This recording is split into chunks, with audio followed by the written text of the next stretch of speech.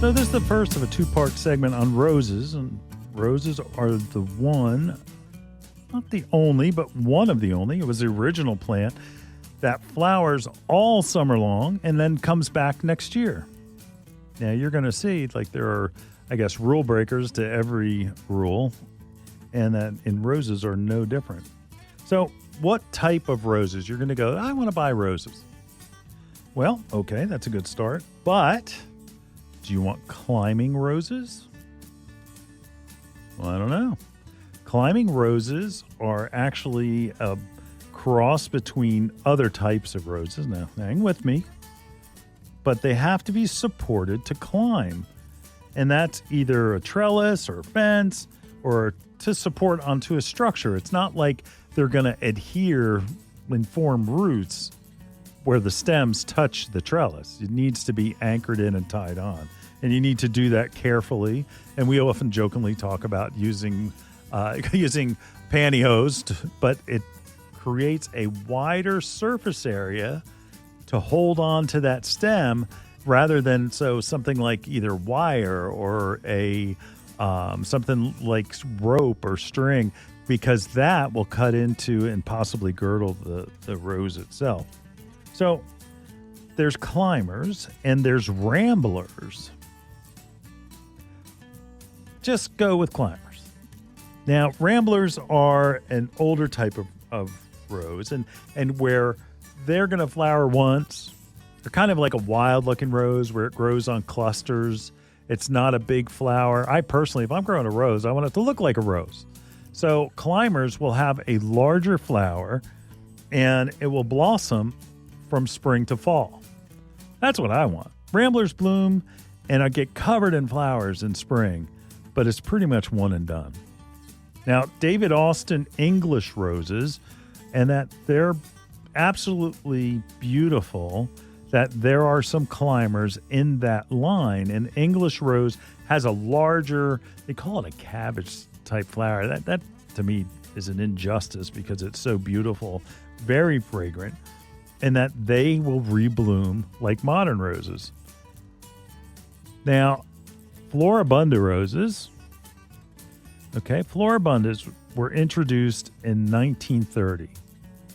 Now, again, we're talking about Floribundas and we're talking about hybrid teas, and that, again, it's a different look to the rose flower. So let's just go that we talked about David Austin, old style, very fragrant, looks like a large open rose as opposed to the traditional rose that you would get for Valentine's Day. Actually, those are the ones like Valentine's Day are considered hybrid teas, but we'll get to those in a second. Where Floribunda rose, introduced in the 30s, and they're a cross between hybrid teas and an old-fashioned type of rose called polythene. That's not important. But it's compact. It doesn't get as big. Really hardy. Disease resistant, heard that before. And it has large clusters of blooms. And they're continuous bloomers. And they have the same color range as a hybrid tea rose. Now, again, that's almost everything. They used to say everything but blue, but there are some that are like a pale lavender that kind of resemble blue. So they work great in containers. And again, it's more compact, not going to be great big and not going to get out of control. Grandifloras have a shorter stem than hybrid teas and can have clusters of blooms, large double blossoms, and they have the same hardiness. And they also continue to bloom all the way through, but they normally don't have a big fragrance. So just keep that in mind. The grandifloras aren't going to be that fragrant. And here's the Mac Daddy of them all, is the hybrid teas. Hybrid teas, the first modern rose, classic long stem rose with individual blooms, the kind that you go out to your garden and cut. You could cut any of these, but this is the one when you think of the ones you get from the florist. Hardy, very hardy. Just got to check your hardiness because there's some that go all the way from 4 to 9, and you want to make sure that our area 5 to 7. That's what you want to look for. They bloom throughout the season, and it is the largest collection of roses that you'll see at your local garden center. Okay, ground cover roses. What the heck? What's a ground cover rose? It's like ivy? Ground cover roses are smaller flowers. They grow very low, and they have dense foliage. Flower carpet, drift, those are all types of ground cover roses. I had a beautiful selection of, and that they were planted in front of my home, and it was the pink flower carpet. And man, they were amazing. They were amazing. And I pulled them out. I wanted to redo my landscape. I pulled them out. I wish I never did, because they were stunning. And to be honest with you, I'm thinking about putting them right back in. So if you go with shrub roses, here we go. They have taken over the rose world, and to our detriment in a way. Landscape roses, shrub roses, knockout roses, you know what I'm talking about. Wonderful in mass and formal hedge. So many people use them as a hedge, especially along fence lines. Disease resistant, yeah. Continually blooming, that's for sure. Very hardy. I like that part. The knockouts are somewhat shade tolerant. I like that. But again, it's going to be, there's some issues. And we're going to talk about that in the next segment. So what about pruning? You need to prune roses. You just have to. Don't think that you don't. If you have a hybrid tea, Floribunda, grandiflora, you'll see that the clusters of leaves, you have the bud, and then there's like, say, maybe 2 or 3 leaves together, and then they'll go all the way down. And when you cut below where there's a 5 cluster leaf, that will be able to get you more flowers. If you cut it too high, you'll end up having mostly foliage. So, and then again, you're going to want to cut it back into the spring, and you want it before it starts growing. And don't worry, you follow the instructions, and it's going to be one of those things where it's going to feel like you're going to kill it. You're never going to see it grow again. But when you cut it in the early spring, late winter, you're going to be opening it up, getting more airflow, less disease issues. You're also going to have a nicer plant.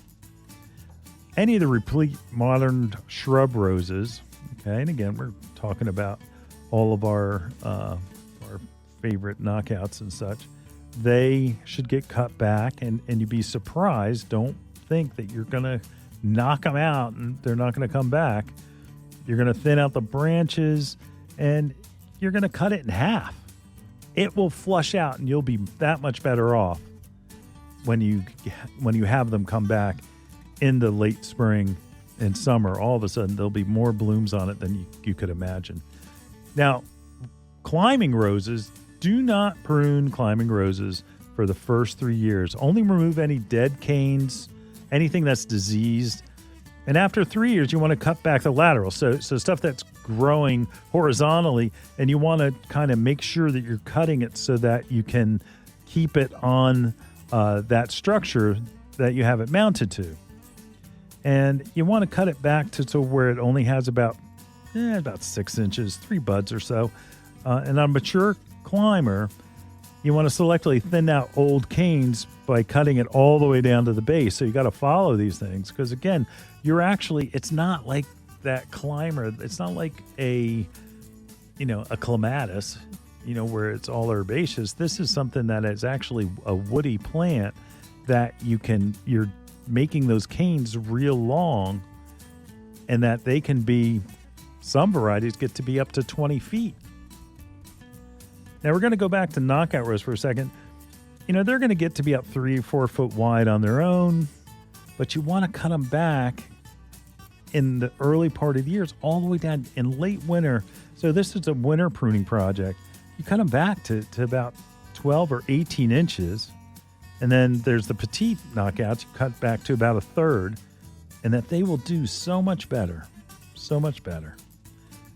Now, things like the old style garden roses, you're going to prune in midsummer, basically after they finish blooming, and you're going to prune them to lightly shape them. You don't need to do severe pruning, but they will benefit from thinning out. And that thinning out has to do with all about having to get that air circulation around that plant so you don't have disease issues. What do they eat? So what are you going to feed your roses? First of all, granular espoma rose tone every month. For established plants, you're going to do 1¼ cup around each plant, and that they will just do fantastic. It's all organic, so you don't have any fear of burning, but it also does not have any properties in it for disease control or insect control. So just keep that in mind when we talk about it in the next segment. You're going to want to use water-soluble Jack's Classic and the all-purpose and bloom booster. If you go back and forth with these every other watering, and you're going to do it probably every 2 to 3 weeks, and that this is immediately available to the rose, that you can do a foliar spray. So you actually, when you're feeding the plant, you can put it around the base, but also it takes some of that nutrient value through the leaves, and that you'd lightly do it, but you want to make sure that it's dry before it gets to nighttime. And that's one thing about roses. You don't want the foliage to be wet going into the evening, because that's when disease happens. I had somebody say to me, nothing good happens after midnight. I didn't know it applied to plants. I only thought it applied to kids. So again, that's our first segment. A lot of information. If you've got questions, call the hotline, 609-685-1880. Roses are the queen of the flower garden, but queens like to be pampered. If you go in with roses and you just know that they need to be sprayed. Just face it, they need to be sprayed. Black spot is the worst problem in this area. It can be prevented by a regular spray program with a fungicide. And the key is to regularly do it, not once, but all during the season. You know, that's the trick. It's not that big of a hassle. You just need to do it. Now, one thing that I would do, the first thing, is I would use one application, and it takes care of more than one problem at the beginning of the year, and that's by using the BioAdvance Rose and Flower Care. Okay? It will, first of all, it controls disease, and it controls insects, and it does it systemically. So again, through the plant system. And it's rainproof. You don't have to worry about it, and lasts for up to 6 weeks. After that, you want to use an actual spray, and that's a BioAdvance all-in-one rose and flower spray. It's like a 3-in-1 that you're going to use that every 10 days. Again, you're keeping that systemic action and that contact action, because not all insects come in the spring. There'll be some that all of a sudden they come in the summer. Like Japanese beetles, they don't come in March. They come it seems like they celebrate the 4th of July with us and all of a sudden appear. So different insects, different times of the year. So you want to continue with that systemic action so that you're controlling it all season, including disease. And with the rose and flower spray, that again, 3-in-1 formula, that it's going to control, first of all, insects, disease, and mites. So for me, you just need to do it, okay? You know, there are contact organics. You know, if you're an organic person, that will do the same thing. We talked about all seasons oil earlier in the show, and that has to be used below 85 degrees. It smothers the insects as well as the egg masses, but it has to be used when it's below 85 degrees or you can damage the plant. Another type of insecticide, which I like as far as it's my go-to with most of my insecticide problems, including my garden, is spinosad. Spinosad is derived from a naturally occurring soil-dwelling bacterium that was collected from an abandoned rum distillery on a Caribbean island in 1982. What a great story. Anyway, they haven't found that species anywhere, and they haven't found anything that's been resistant to it. And again, it is all organic. So to me, it kills bagworms, borers, beetles, caterpillars, gypsy moth, cabbage loopers, hate cabbage loopers, leaf miner, spider mites, tent caterpillar, thrips, and more. It is a fantastic product. That's called spinosad. Spinosad. That is the active ingredient. And, that's one to know and to learn. Now, Fertilume that we talk about on this show all the time, triple action. Triple action is a combination of neem oil and pyrethrin that's all organic. But the pyrethrin will dissipate in sunlight, so it doesn't last that long. But it also controls a lot of insects. You may have to reapply it over and over more often than some of the others. But again, it is a fantastic product because the neem oil has properties to where they call it triple action because it will control disease, it'll control insects and mites. But again, you need to reapply it. And all the organics need to be reapplied more often than the chemical types of insecticides. There's one disease that is called rosette disease. It devastates roses, kills them. It's a virus. They have no protection. No spray will take care of it. But they have found that it's this tiny invisible mite that is spreading the disease. If you could control the mite and kill the mite before it infects your roses, winner, chicken dinner. That's what you need to do. So you need to spray and manage the mite, not necessarily the virus. So once you have the virus, and I've told this story over and over where, again, in a parking lot, I saw all their roses infected with rose rosette, which meant that they were spreading that disease, or virus rather, from there all over in the neighborhood and in the community. Now, they need to be spread. Now, you can do it like neem oil, for instance, triple action. We'll work on it. Insecticidal soap, I don't know. Not a fan.